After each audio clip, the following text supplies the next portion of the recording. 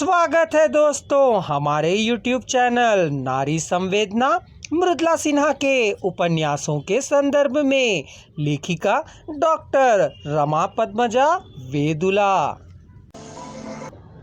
माँ, छोटी माँ की आज्ञा है। पिताजी ने उन्हें 2 वर दिए थे, वे आज उन्हें पूरा करने की मांग कर बैठी। भरत का राज्याभिषेक होगा।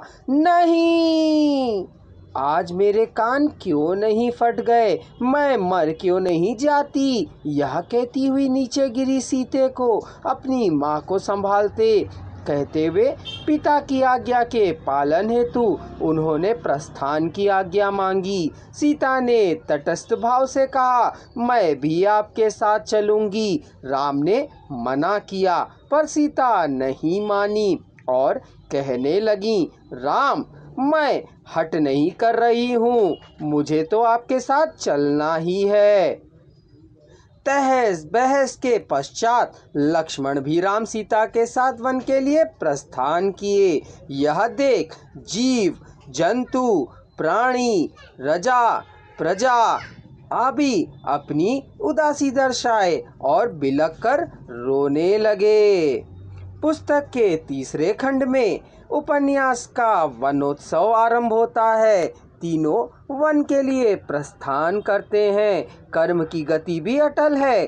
कहाँ शक्ति संपन्न नारी सीता और कहाँ वनवास। सीता के मन की धारणा थी कि उसके कोख से राजकुमार ही उत्पन्न हो। वह मातृत्व की अनुभूति में डूबना चाहती थी, परंतु आज रास्ते में वनवास जाते समय सरयू नदी में कुल्ला आचमन करके श्री राम अपनी अंजलि में पानी भरकर ब्रह्मचर्य का 14 वर्षीय व्रत ले लेते हैं। सीता की सहमति से ही ऐसा किया गया।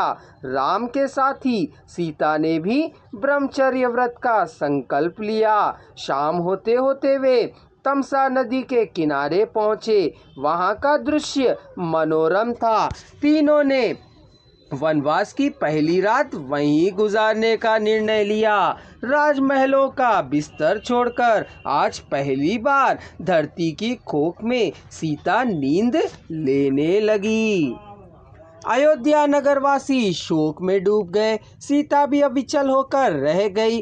तमसा नदी से होकर निषाद राज के क्षेत्र में गंगा यमुना संगम में स्नान करने का निर्णय हुआ।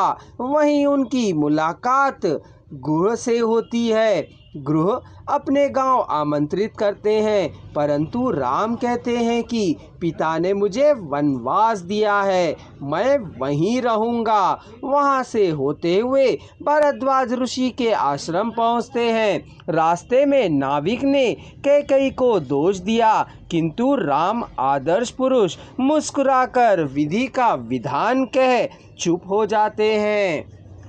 भरद्वाज आश्रम में ऋषियों से मिलने के पश्चात महिलाओं के सुरक्षित स्थान की चिंता होने लगी। भरद्वाज ऋषि कहते हैं कि नारी पुरुष से विशेष होती है, उसके लिए विशेष सुरक्षा की आवश्यकता है। वहां से ऋषि ने चित्रकूट की राह दिखाई। राम ने कहा, मनुष्य का कर्तव्य है कि वह हर दिन जीवन का उत्सव मनाए। जब कठिन जीवन को ही अपना साध्य बना लिया जाए तो मार्ग की पीड़ा ही कैसे। सुख दुख पीड़ा आदि मन की अवस्थाएं हैं।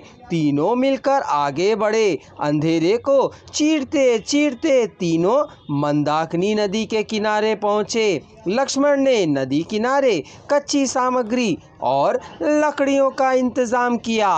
भोजन बना। भोजनोपरांत राम ने कहा, अयोध्या में कभी इतना स्वादिष्ट भोजन नहीं मिला। विंध्याचल पर्वत श्रृंखला में स्थित चित्रकूट मनोरम और पुण्य स्थल है। उस स्थान पर निवास करना निश्चय ही पूर्व जन्म का पुण्य फल है। चित्रकूट पहुंचने पर वहां पाठशाला का निर्माण किया गया। सीता ने 2 राजमहलों का निर्माण नहीं देखा था, परंतु वहां पाठशाला का निर्माण और उसकी एक सामग्री का गौर अवलोकन उन्होंने किया।